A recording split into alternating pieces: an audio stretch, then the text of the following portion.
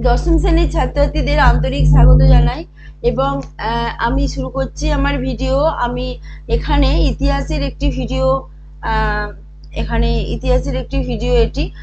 আর আগে থাকতেই বলে রাখি, যারা যারা মনে করছো যে ইতিহাস ভূগোল বাংলা এবং এই বিষয়ের ওপরে আহ, একদম স্বচ্ছ ধারণার সহ একটা গাইডলাইন পেতে চাও এবং ভালোভাবে পড়াশোনাটা এগিয়ে নিয়ে যেতে চাও, তারা কিন্তু এই চ্যানেলটির সঙ্গে থাকতে পারো, সাবস্ক্রাইব করে নিতে পারো।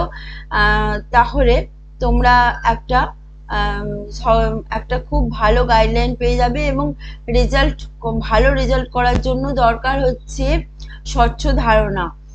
কোনো বিষয়ের উপরে স্বচ্ছ ধারণা, সেটা বাংলা হোক, ইতিহাস হোক, ভূগোল হোক। আমি আর্টস সাবজেক্টেই কথাই বলছি এবং এই ধারণা তোমাদের খুব সহজেই এসে যাবে। দেখো, ইতিহাসের প্রতি একটা ভয়ভীতি সকলেরই থাকে, সেই কারণে ইতিহাসটি আমি একটা গল্পের মাধ্যমে, আলোচনার মাধ্যমে শেখানোর চেষ্টা করছি। কারণ ক্লাস 10-এর যে ইতিহাস, সেটা একটু বিস্তারিত এবং খুব ছোট ছোট বিষয়ের ওপরে অনেক কোশ্চেন হয়। মাধ্যমিকের কোশ্চেন অন্য রকমের হয়, বিষয়ভিত্তিক জ্ঞান না থাকলে সেই কোশ্চেনের অ্যান্সার দেওয়া যায় না। সেই কারণেই এই চেষ্টা বলতে পারো। এবং যারা এই চ্যানেলের সঙ্গে থাকতে চাইছো তারা অবশ্যই সাবস্ক্রাইব করে নাও। এবং যারা যারা এই চ্যানেলের সঙ্গে আছো তাদেরকে আমি আন্তরিকভাবে স্বাগত জানাই, ধন্যবাদ জানাই। তাদের সহযোগিতা, তাদের সঙ্গে থাকা আমাকে অনেক বেশি মোটিভেট করে, অনেক বেশি নতুনভাবে ভিডিও তৈরি করতে উৎসাহ যোগায়। অবশ্যই কমেন্ট বক্সে জানালে আরো ভালো লাগবে। আচ্ছা, আসছি ইতিহাসের দ্বিতীয় অধ্যায় বলা হয়েছে সংস্কার, বৈশিষ্ট্য ও পর্যালোচনা। সংস্কারের বৈশিষ্ট্য এবং পর্যালোচনা এখানে আলোচনা করা হয়েছে। দেখো, 1800 সালে যখন শ্রীরামপুর মিশন প্রতিষ্ঠিত হলো, তারপর থেকে কিন্তু গদ্য সাহিত্যর একটা কি বলে যাত্রাপথ শুরু হয়ে গেল। ঠিক আছে, তার আগে প্রকৃত যে গদ্য রচনার যে প্রচেষ্টা, সেটা দেখা যায়নি।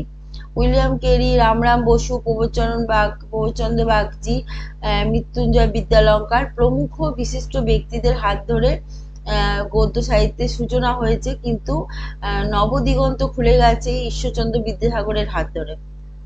এবং গদ্য রচনা লেখার ক্ষেত্রে একটা মাধুর্য এসছে, মানুষের পঠন পাঠনের প্রতি একটা আগ্রহ জন্মেছে এবং সেই আগ্রহকেই পাথেয় করে নিয়ে যেটা ঘটনা ঘটেছে সেটা হচ্ছে ব্রিটিশ যুগে সংবাদপত্রের একটা রিফরমেশন শুরু হয়ে গেছে। ঠিক আছে, সংবাদপত্র, সাময়িক পত্র, পাক্ষিক পত্র, এই সমস্ত পত্রগুলো মাধ্যমে বিজ্ঞান, দর্শন, সাহিত্য, শিল্পকলা, সৃষ্টিকর্ম সমস্ত কিছু এবং বিভিন্ন ধরনের সমাজের বিভিন্ন ক্ষেত্রের যে ওপর যে দৃষ্টিভঙ্গি, আলোচনা, মতামত সমস্ত কিছু আলোচিত হতে থাকে, ইতিহাস, ভূগোল, ভাষা জ্ঞান সমস্ত কিছু।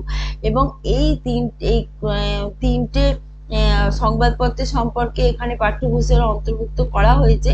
তার মধ্যে আছে বামাবোধিনী পত্রিকা, হিন্দু প্যাট্রিয়ট পত্রিকা এবং গ্রামবার্তা প্রকাশিকা পত্রিকা।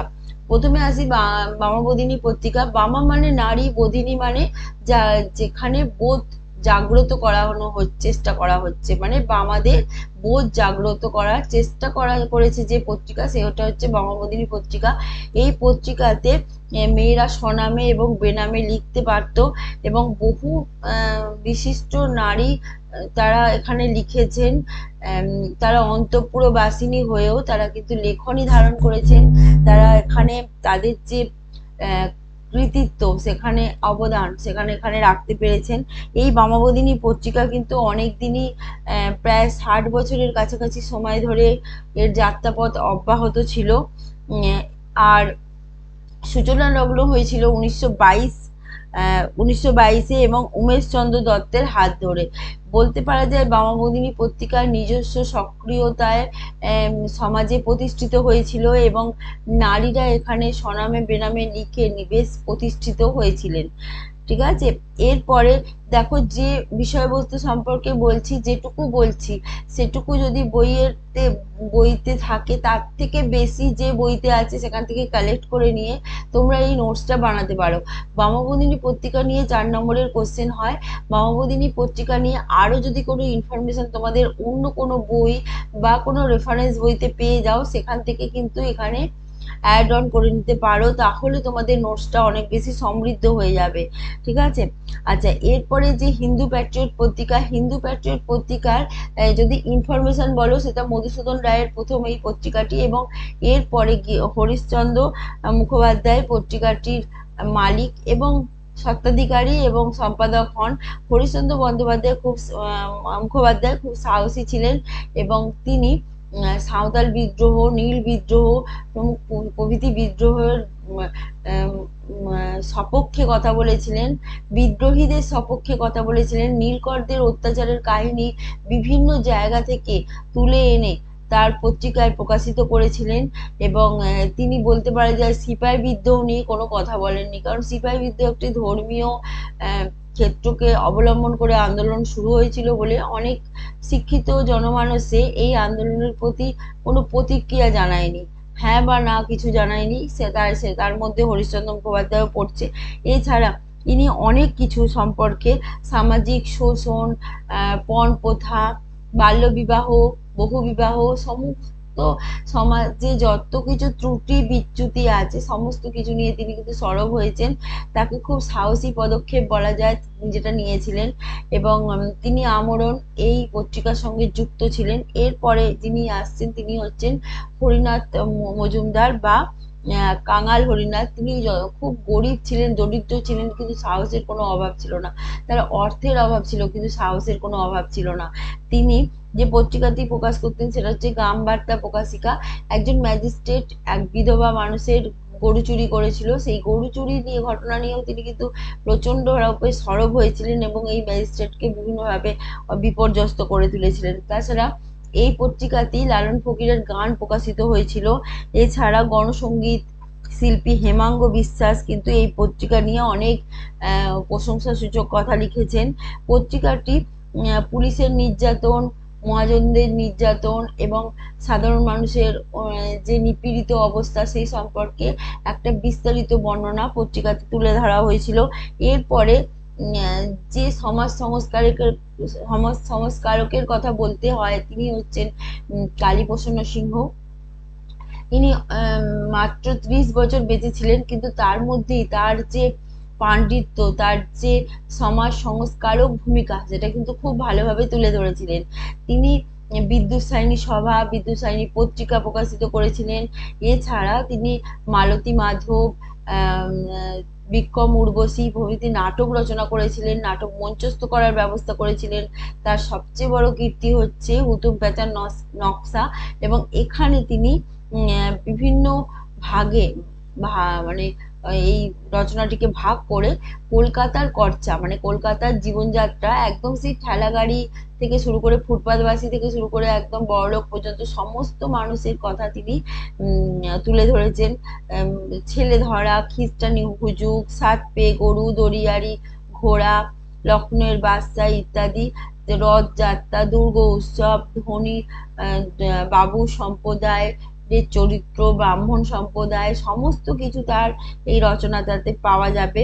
এই জন্য এই রচনাটিকে বলা হয় কলকাতার কর্চা বা কলকাতার দলিল। এছাড়া তিনি এখানে যেটা ঘটনা সেটা হচ্ছে কথ্য ভাষায় এই রচনাটি তুলে ধরেছিলেন, সাধারণ মানুষের সাধারণ বোধগম্য ভাষায় তিনি রচনাটি পরিবেশন করেছেন, এবং এতে সাধারণের কাছে অনেক এটি রম্য রচনা হিসেবে প্রকাশিত হয়েছে। তিনি ব্যঙ্গ উক্তি করেছেন, তির্যক ভঙ্গিমায় বলা যেতে পারে সমালোচনাই করেছেন। এছাড়া যার কথা বলতেই হয় তিনি হচ্ছেন নীলদর্পণ নাটকের রচয়িতা দীনবন্ধু মিত্র। দীনবন্ধু মিত্রের এই যে প্রচেষ্টা, একে সাধুবাদ না জানিয়ে উপায় নেই, কারণ তারই মানে তীব্র প্রতিবাদের কারণেই নীলদর্পণ যে নাটক তিনি রচনা করেছেন, তার তীব্র প্রতিবাদের কারণে নীলকর সাহেবদের যে অত্যাচারের কাহিনী ঘরে ঘরে পৌঁছে যায়, এবং সাধারণ মানুষ অনেক বেশি বিক্ষুব্ধ হয়ে ওঠে নীলকরদের বিরুদ্ধে। তারা জানতোই না যে নীল চাষ করলে জমির ক্ষতি হয়, জমির উর্বরতা নষ্ট হয়, এই সমস্ত তারা ধারণাই ছিল না। কিন্তু তার নীলকর সাহেবরা যে কি পরিমাণ অত্যাচার করে চাষিদের নীল চাষ করতে বাধ্য করতো, সেই সমস্ত ঘটনা কিন্তু এখানে নীল দর্পণ নাটকে প্রকাশিত হয়েছে। প্রথমে তো নীল দর্পণ নাটকটি বাংলায় প্রকাশিত হয়ে মঞ্চস্থ হতো, তখন তো ব্রিটিশরা বুঝতে পারতো না, কিন্তু পরবর্তীকালে রেভারেন্ড লং সাহেব এটাকে ইংরেজিতে ট্রান্সলেট করেন, তখন কিন্তু ব্রিটিশরা খুব ভালোভাবে বুঝতে পারে যেটা নীলকর সাহেবদের অত্যাচারের কাহিনী প্রকাশিত হচ্ছে, ঠিক আছে। এবং যার জন্য রেভারেন্ড লং সাহেবের জেল জরিমানা হয়ে যায়। এবং বলা হয়, অনেক প্রবাদ আছে, অনেক গুজব আছে, বলা হয় যে নাকি ওটা মাইকেল মধুসূদন দত্ত ট্রান্সলেট করেছিলেন, কিন্তু রেভারেন্ড লং সাহেবের নামে। তো যাই হোক, রেভারেন্ড লং সাহেবের জেল জরিমানা হয়ে যায়, 1000 টাকা জরিমানা দিয়ে কালীপ্রসন্ন সিংহ তাকে কিন্তু ছাড়িয়ে নিয়ে আসেন, তার জামিনের ব্যবস্থা করেন। এরপরে যেটা আসছি সেটা হচ্ছে, ব্রিটিশরা কখনোই চায়নি যে ভারতীয়রা পড়াশোনা শিখুক, কারণ পড়াশোনা শিখলে তারা তো সবকিছু জেনে যাবে, সবকিছু বুঝে যাবে, এবং ভালো মন্দের একটা বিচার তাদের তৈরি হবে। সেই কারণে তারা কিন্তু পড়াশোনা শিখুক সেটা চায়নি। শুধু তাই নয়, ভারতীয়দের ধর্মীয় ব্যাপারে, শিক্ষা ব্যবস্থার ব্যাপারে তারা কোনো রকম হস্তক্ষেপ করতে চায়নি, কারণ ব্রিটিশ যুগের আগে ছিল ভারতীয়দের কি ছিল, টোল, পাঠশালা, মক্তব, মাদ্রাসা, এই সমস্ত কিছু ছিল, ঠিক আছে। তো সেই পাঠশালায় যাওয়া, গুরু মশাইয়ের কাছে শিক্ষা গ্রহণ করা, আমরা পথের পাঁচালীতেও পড়েছি, তো তাতে ভারতীয়রা অভ্যস্ত ছিল। এবং সেই যে পড়াশোনার ধাঁচ, সেই যে ধরন, সেখান থেকে কিন্তু বের করে আনতে ভারতীয়দের তারা চায়নি। তারা চেয়েছিল যে পূর্বাবস্থায়, পুরাতন অবস্থায় ভারতীয়রা থাক, যেমন আছে তেমন থাক, তাদের কোনো উন্নতির কোনো প্রয়োজন নেই। কিন্তু সাধারণ মানুষ যারা শিক্ষিত হয়েছে, তাদের উদ্যোগ কিন্তু অনেক বেশি ছিল। এই কারণেই কলকাতা মাদ্রাসা, এশিয়াটিক সোসাইটি, বারাণসী সংস্কৃত কলেজ এবং উইলিয়াম ফোর্ড কলেজ, বিভিন্ন বিভিন্নভাবে বিভিন্ন ঘটনার আঙ্গিকে এগুলো প্রতিষ্ঠিত হয়। যেমন ফোর্ট উইলিয়াম কলেজই তৈরি হয়েছিল যারা যারা ব্রিটেন থেকে আসছে, সিভিলিয়ান, তাদেরকে বাংলা শেখানোর জন্য, ঠিক আছে। সেখানে পণ্ডিত স্যার ছিলেন, তারা বাংলা কথোপকথন কিভাবে করতে হয় সে সমস্ত কিছু শেখানোর জন্য মানে ফোর্ট উইলিয়াম কলেজ প্রতিষ্ঠা করা হয়েছিল 1800 সালে। এরপরে দেখা গেল যে 1813 সালে যে চার্টার অ্যাক্ট বা সনদ আইন পাস হয়, সেখানে বলা হলো শিক্ষাক্ষেত্রে 1 লক্ষ টাকা ব্যয় করা হবে। কিন্তু এই 1 লক্ষ টাকা যে শিক্ষাক্ষেত্রে ব্যয় করা হবে, তার মাধ্যমে বাংলা মিডিয়াম স্কুল হবে নাকি ইংলিশ মিডিয়াম স্কুল হবে, প্রাচ্য শিক্ষা দেয়া হবে নাকি পাশ্চাত্য শিক্ষা দেয়া হবে, এই নিয়ে কিন্তু ডিবেট তৈরি হলো, এই নিয়ে কিন্তু একটা বচসা তৈরি হলো, এই নিয়ে কিন্তু সাধারণ বিশিষ্ট মানুষের মধ্যে অনেক বেশি একটা দ্বন্দ্ব প্রতিবাদ তৈরি হতে থাকলো। কেউ কেউ মনে করলেন যে যে প্রাচ্য শিক্ষাই দেয়া হবে, কারণ প্রাচ্য যে দর্শন, শিক্ষা, পুরাণ, যা কিছু আছে, বিজ্ঞান, সাহিত্য, সেইখানে যেখানে ভারতীয়রা অভ্যস্ত, সেই ধাঁচেই শিক্ষা গ্রহণ করানো হবে। এবং কেউ কেউ মনে করলেন এগুলো কোনো প্রয়োজন নেই, কারণ এগুলো যখন ব্যবহারিক জীবনে তারা প্রয়োগ করবে, তার কোনো গুরুত্ব থাকবে না। শুধু তাই নয়, আন্তর্জাতিক স্তরেও এর কোনো স্বীকৃতি নেই। সেই কারণে ইংরাজিকেই মাধ্যম করে শিক্ষাক্ষেত্রে অগ্রণী ভূমিকা গ্রহণ করতে হবে।